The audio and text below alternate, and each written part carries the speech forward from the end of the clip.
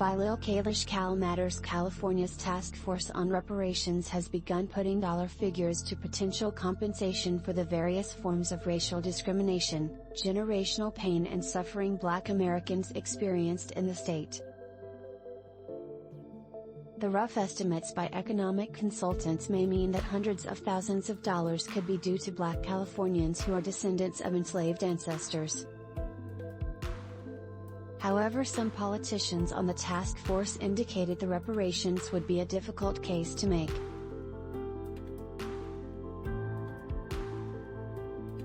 Task force member and state senator Stephen Bradford, a Democrat representing South Los Angeles, told an audience at public meetings in Los Angeles over the weekend it would be a major hurdle to pass any reparations plan in the legislature.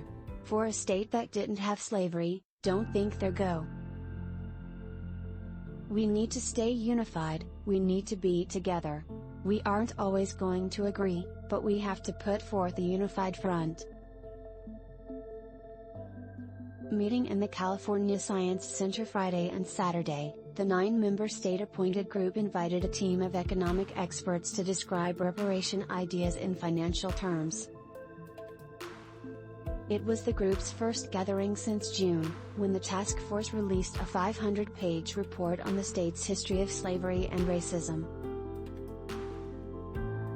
In March, the task force voted to recommend to state leaders that if California makes some form of reparations available, they should go to Black Californians who can establish lineage to enslaved ancestors, rather than to those who are more recent immigrants, or descendants of recent immigrants. The reparations could be in the form of cash, grants, tuition assistance, loans or other financial programs, the task force said. At this meeting, the task force described several scenarios for which Black Californians could receive monetary compensation. For instance, the task force considered redlining, a practice of denying mortgages to Black homeowners and of devaluing residential property in primarily minority neighborhoods. The 4 economic consultants calculated that each Black Californian who lived in the state between 1933 and 1977 experienced a housing wealth gap of $223, $239, or $5.074 for each year in the period.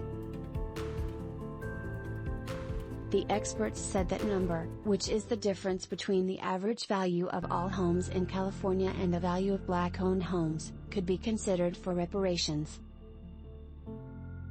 Such calculations are far from final, the consultants said, and there is no total estimate, though it is based on all 2.5 million Black California residents today, they said.